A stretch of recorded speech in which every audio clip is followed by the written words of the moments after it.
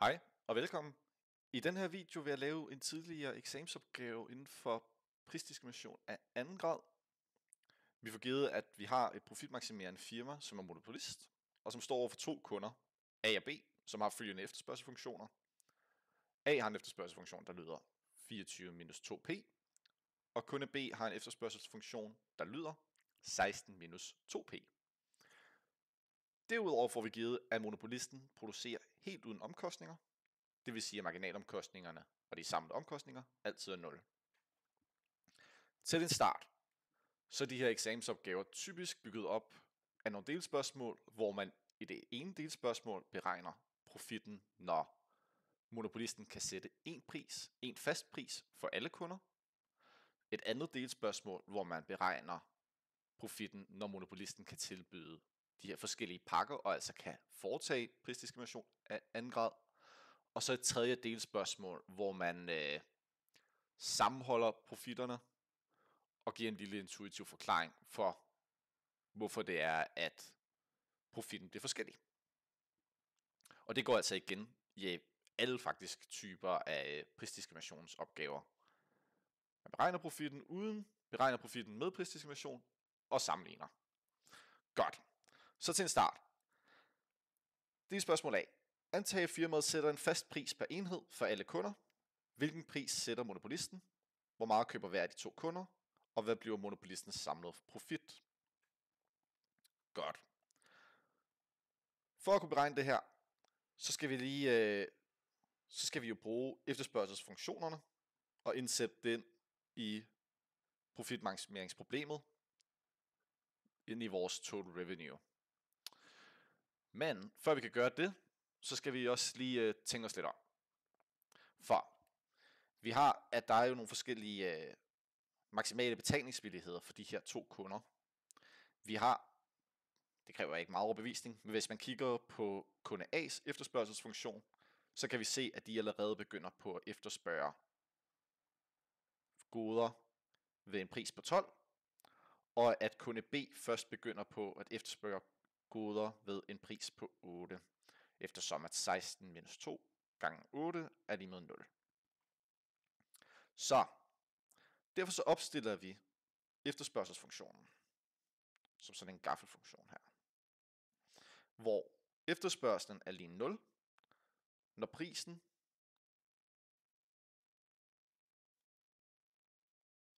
er højere end 12. For der ser vi, at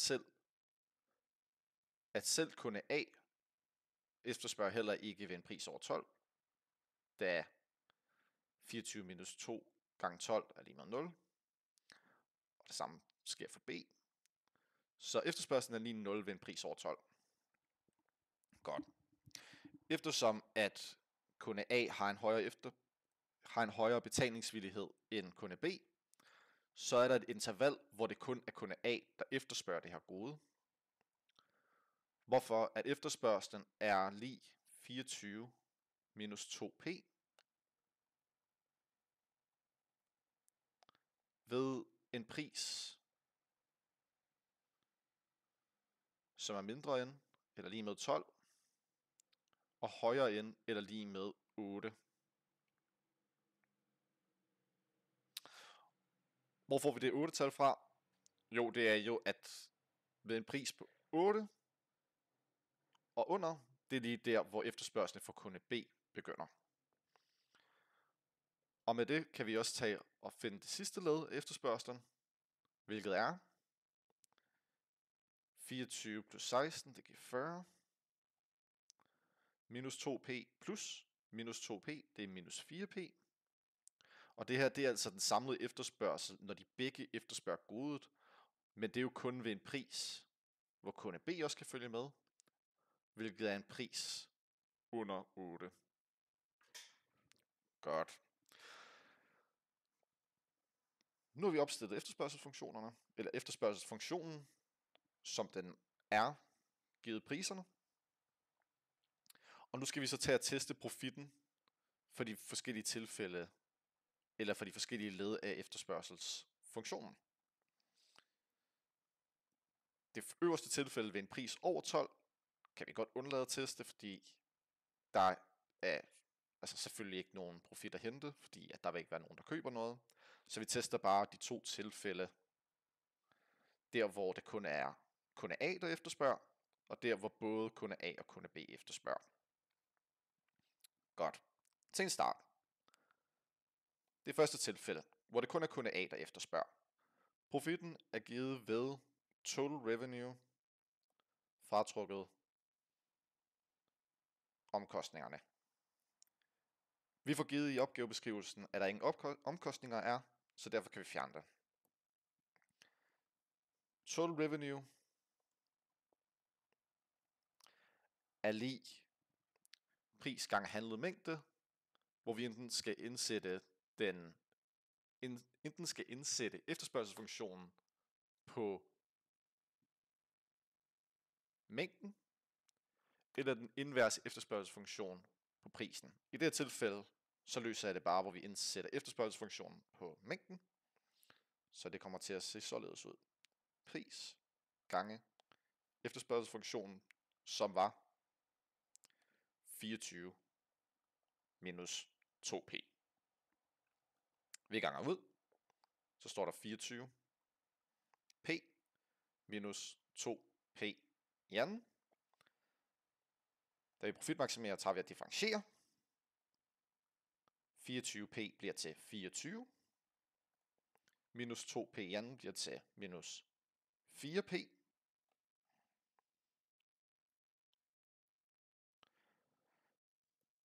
Det sætter vi lige i 0. Hvilket betyder, at 24 er lige med 4p. Og altså bliver prisen lige med 6. Og allerede her ser vi, at det ikke ender med at være en gyldig løsning. Fordi prisen ender jo med at blive under 6, eller prisen ender med at blive 6. Men vi ser jo op fra vores efterspørgselsfunktion, at efterspørgselen er jo kun lig 24 minus 2p ved en pris imellem 12 og 8. Så allerede her har vi altså set, at det ikke ender med at blive en gyldig løsning. Men vi tager lige og regner det ud til fulde. Alligevel. Vi kan tage og indsætte prisen i efterspørgselsfunktionen.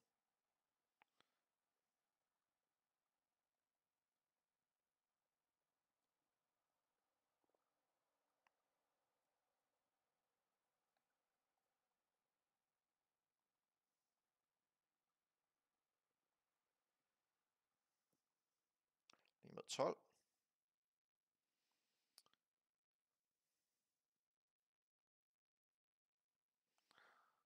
Og finder altså, at den handlede mængde vil være 12 i det her tilfælde. Men som sagt, så er det en ugyldig løsning. Vi kan beregne profitten. Der var ikke nogen omkostninger. 12 gange 6, det er 72. Godt. Nu skal vi så til at beregne det andet tilfælde, som jo så også må være det, der har den gyldige løsning. Vi tager og opsætter profitmaksimeringsproblemet. Profitten er lige med total revenue. Vi husker på, at der ikke var nogen omkostninger.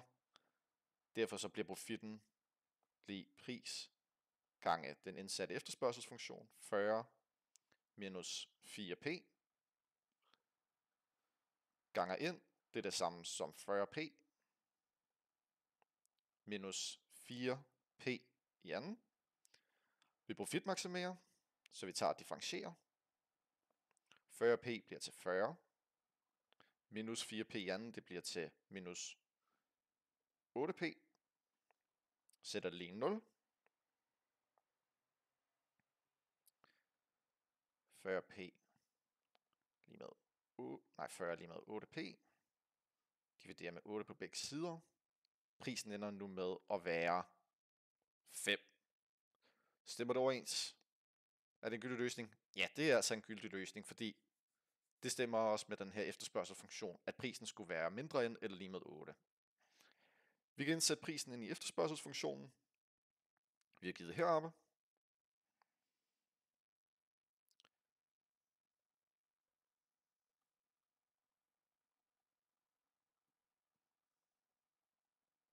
Efterspørgselen af A og B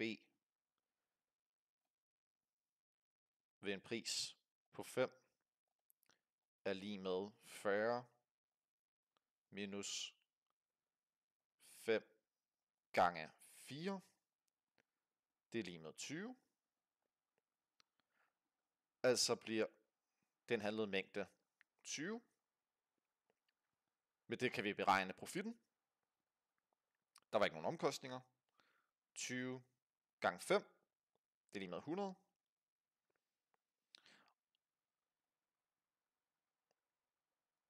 Og så har vi altså besvaret på næsten alle dele af delspørgsmål A. Fordi nu mangler vi bare at sige, hvor meget køber hver af de to kunder. Vi har nu fundet, hvad den samlede profit bliver. Vi har fundet ud af, hvad for en pris, der bliver sat. Og vi har fundet ud af, hvor mange enheder, der bliver solgt. Men vi skal huske at fordele enhederne ud, for hvor meget køber hver af de to kunder. Det kan vi gøre ved at kigge herop. Vi indsætter prisen på 5. 24 minus 2 gange 5, det er 14. 16 minus 2 gange 5, det er 6. Så derfor så bliver lysning således x a x b pris og profit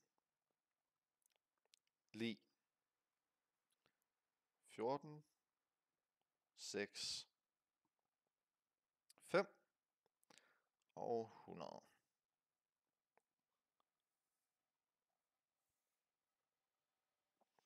Og nu har vi altså løst delopgave A. Godt.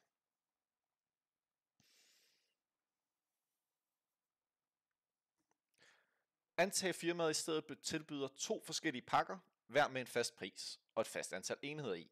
Monopolisten kan ikke se forskel på de to kunder, men alligevel ender kunderne med frivilligt at købe hver sin pakke.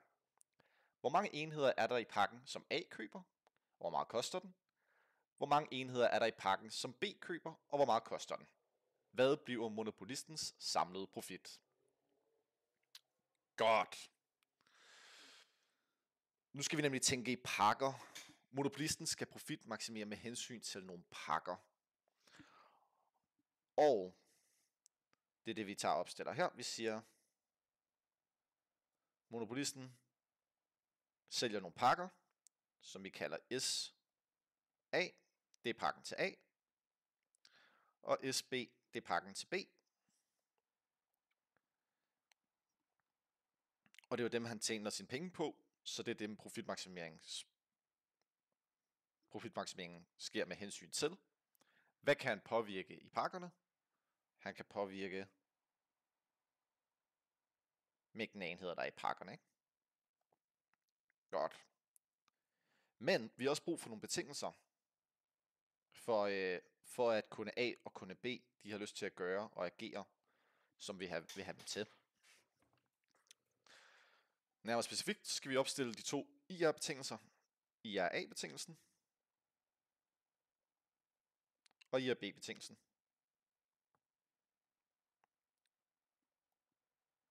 Hvad angiver de? Jo, det er jo rationale betingelser.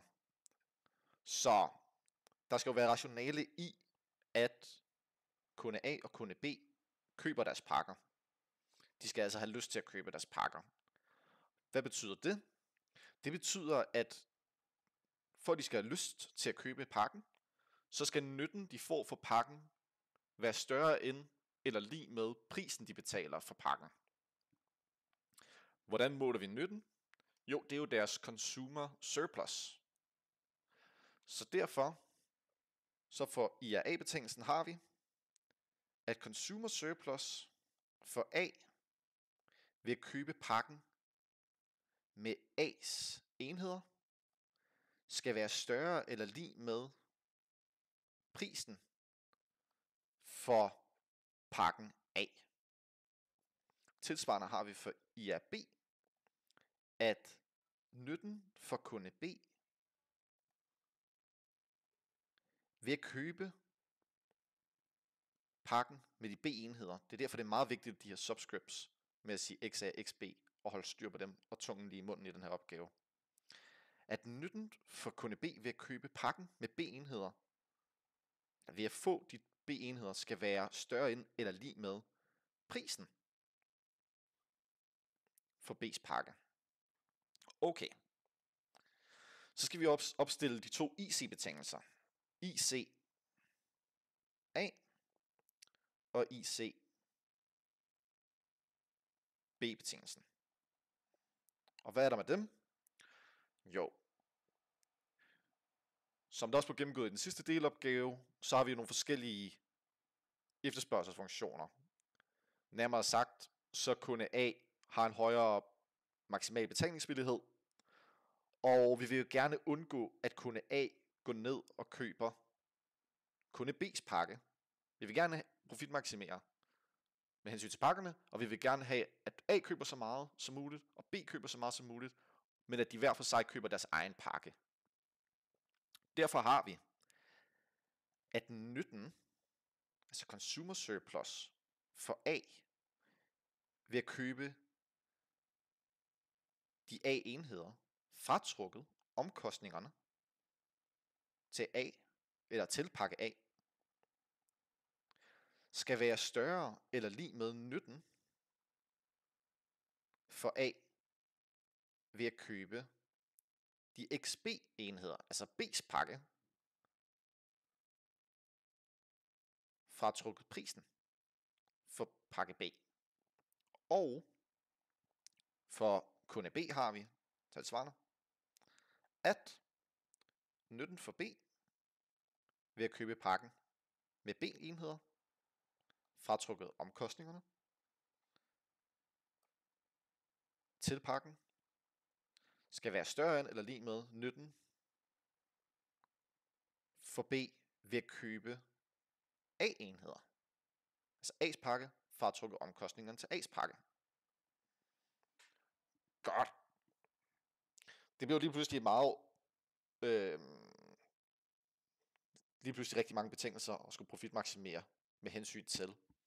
Så derfor så benytter vi os af lidt af et trick, hvor vi ser, at vi faktisk kun behøver 2 af de her betingelser. Rettere sagt en IR-betingelse og en enkelt IC-betingelse.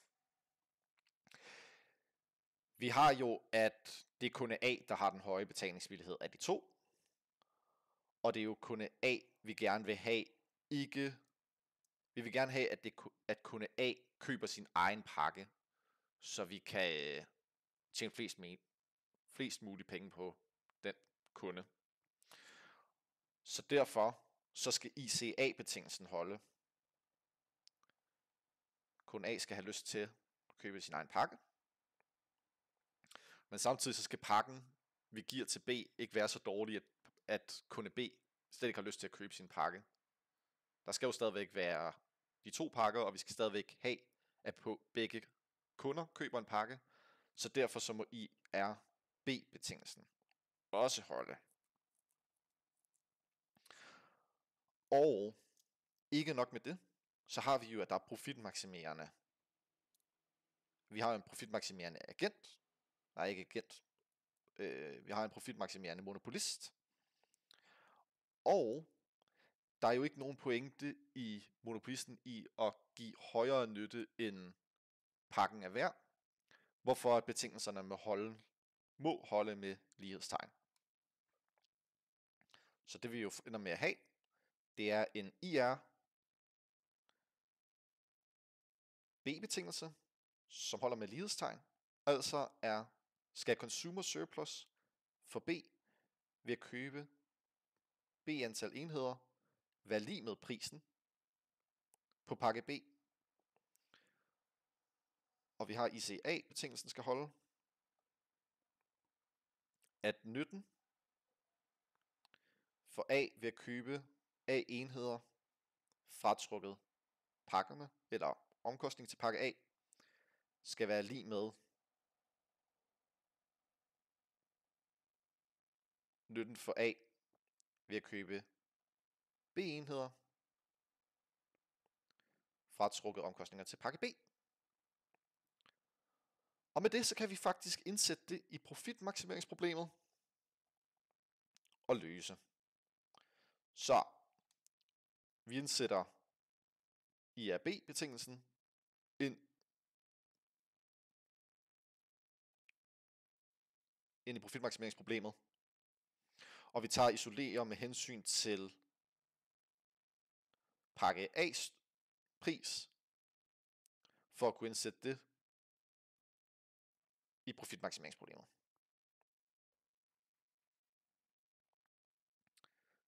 Yes. Hvad er prisen på pakke A givet ved?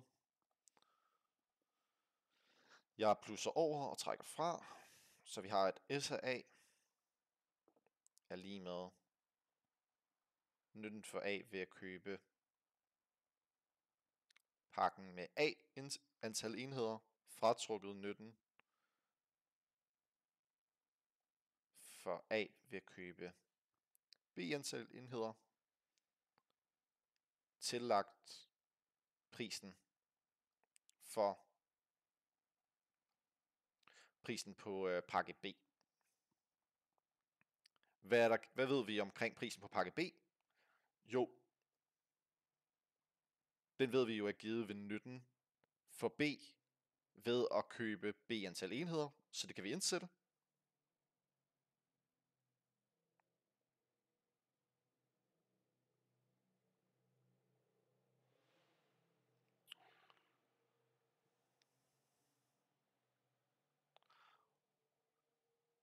Og nu hvor vi har priserne på pakkerne som funktion af deres consumer surplus, så kan vi indsætte det i profitmaksimeringsproblemet, så vi har profitten kun afhængig af pakkernes størrelser, XA og XB. Så vi indsætter det.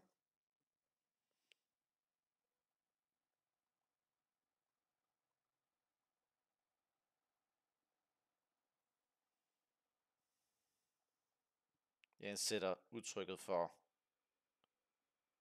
prisen på pakke A ind først. CS A X A fratrukket CS A X B tillagt CS B XB, og så lægger jeg prisen på SB ind, som også var givet ved CS B X B. Fedt. Hvad er CSA og CSB givet ved? CSA og CSB, det er nytten. Hvad er nytten? Nytten er jo, når vi har et PQ-diagram, så er nytten jo arealet under kurven fratrukket omkostningerne. Og eftersom at der ikke er nogen omkostninger, hvordan siger man det er korrekt?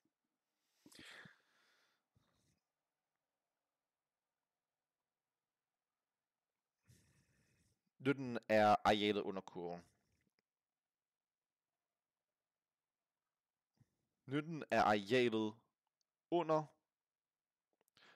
arealet under den inverse efterspørgselsfunktion, og som er over udbudsfunktionen. Eftersom at udbudsfunktionen er flad, og der ikke er nogen marginalomkostning for monopolisten, så kan vi bare tage integralet for at finde consumer surplus. Okay, jeg tager den for 12.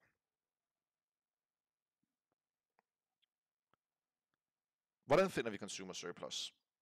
Jo, consumer surplus, det er givet ved i den her opgave at være i arealet under kurven. Hele arealet under kurven, hvorfor vi kan tage integralet. Hvad er det for en kurve her? Det her, det er Q. Det er klassisk QP-diagram, ikke også? Hvorfor er det sådan? Det er fordi, at der er ikke nogen udbudsfunktion.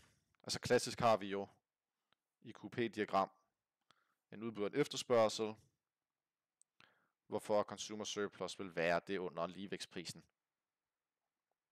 Men eftersom at der ikke er nogen udbudsfunktion, så kan vi bare tage integralet. Altså, der er jo en udbudsfunktion, men den er flad, fordi marginalomkostningerne er 0. Totalomkostningerne er 0. Så, for at finde consumer surplus funktionen for A og consumer surplus funktionen for B, så skal vi tage integralet til de inverse efterspørgselsfunktioner.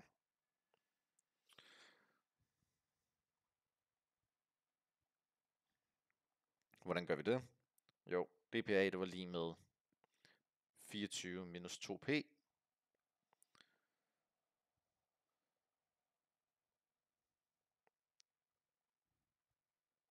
Derfor må den inverse efterspørgselsfunktion være 12 minus en halv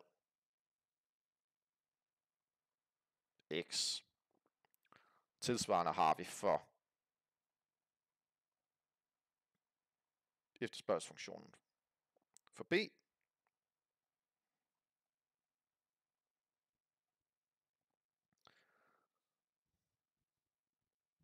At den må være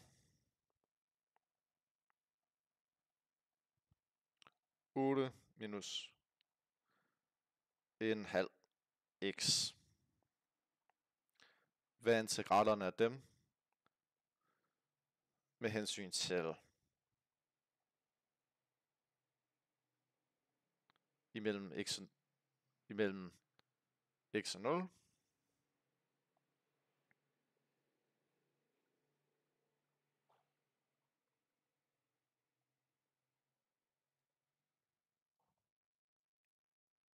Eller med grænserne x og 0. Jo, det er 12 x minus en fjerdedel x i anden. Og 8x minus en fjerdedel x i anden. Godt.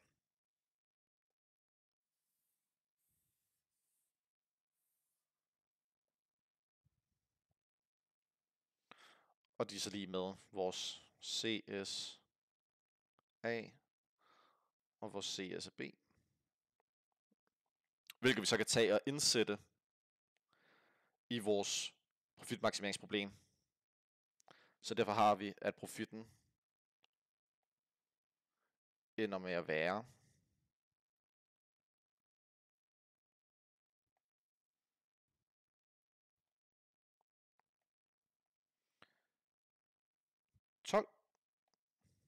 XA minus en fjerdedel x A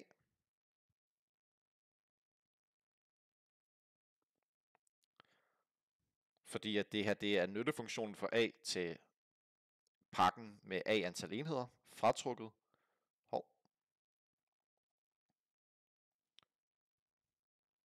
12 x B fratrukket en fjerdedel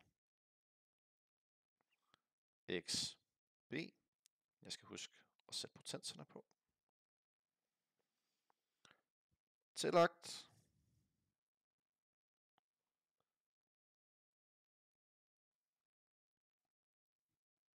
Der er 2 af dem her, som er identiske. Så jeg ganger med 2 op her. Så den er med at stå 16 x B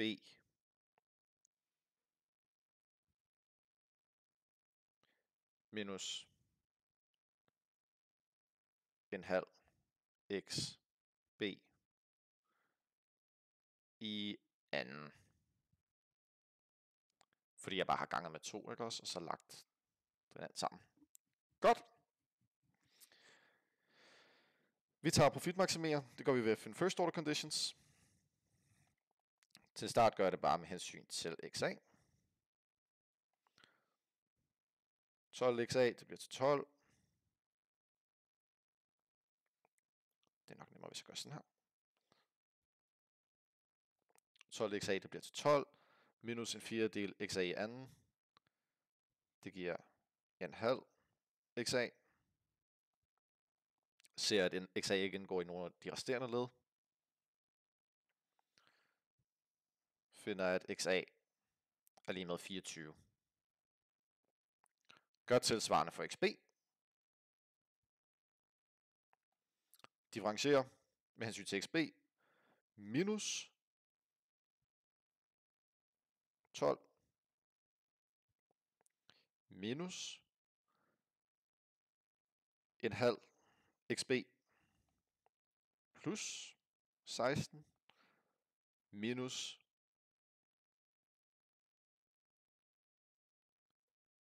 xb.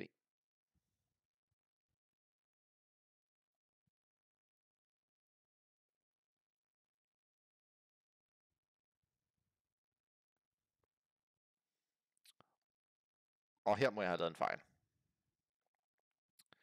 Kan folk se, hvad jeg har lavet en fejl? Jeg har lavet en fortegnsfejl. Jeg har glemt, at når der stod heroppe, minus, der står jo her, minus CSA XB, så skal jeg huske, at minuset kommer ind på begge pladser. Altså så der skiftes fortegn i det hele.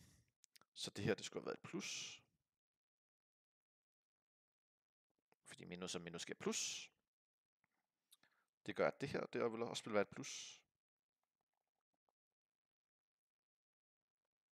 Sætter lige 0. Summerer op. Det her, det giver minus en halv. Det her, det giver 4. Plus over, så finder vi xb. Bliver lige med 8.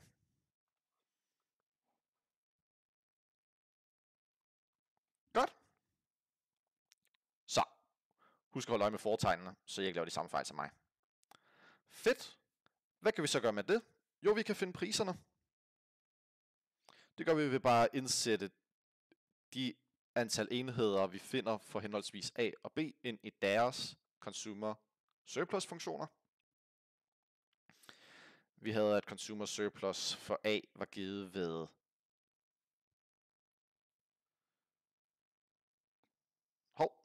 nu kommer jeg til at udtale mig forkert. Hvordan finder vi priserne? Det er selvfølgelig ved at bruge de her ICA og ICB-betingelser, som vi havde til en start, ikke? At prisen for A's pakke var givet ved det her udtryk.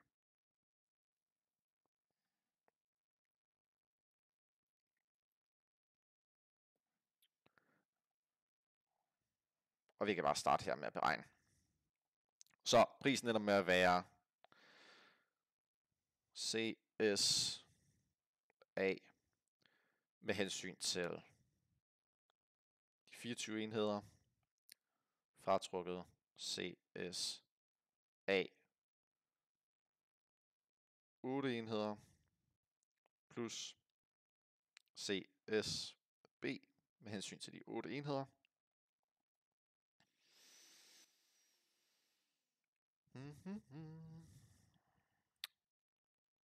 Og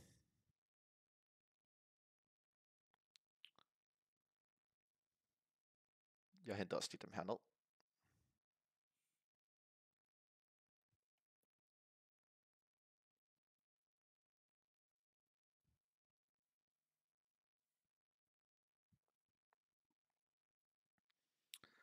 CSA ved 24 enheder, det er 12 gange 24. 12 gange 24 minus en fjerdedel gange 24 i anden. Fratrukket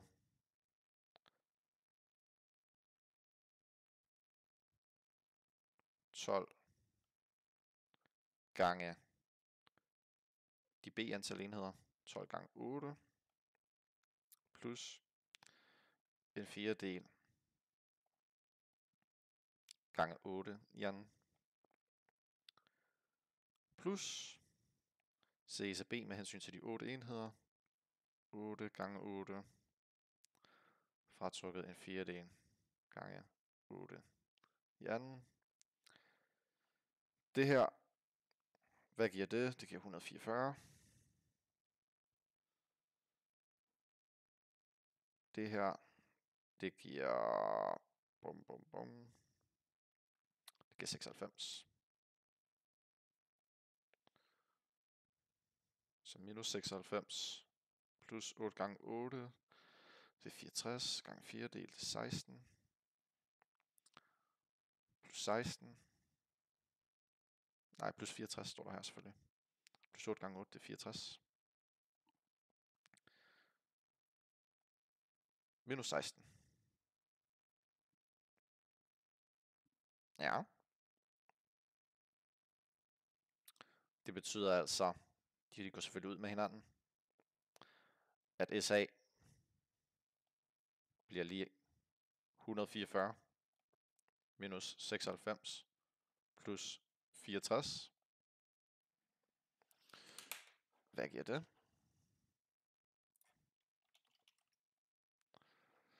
Det giver 144 minus 96 plus 64. 112. Og det er heldigvis nok også det, rette vejledning siger. Fedt.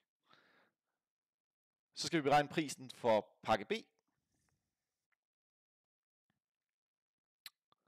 Pakke B, den fandt vi jo heroppe. Den var bare givet consumer surplus for B ved sin pakke på B enheder. Så den er nemt nok at beregne. SAB er lige med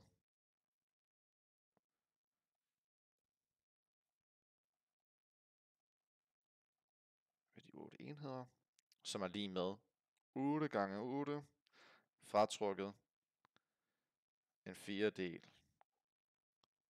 gange 8 i anden. Det her det giver 64, det her det giver 16. 64 minus 16, det er 48.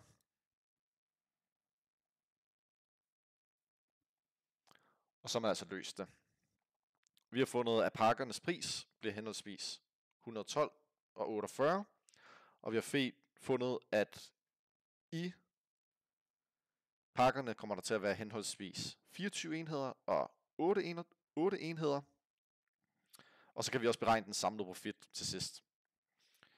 Og så ved jeg, at Nikolaj bliver glad, eller Sensor bliver glad, hvis man tager lige og sætter løsningen pænt op.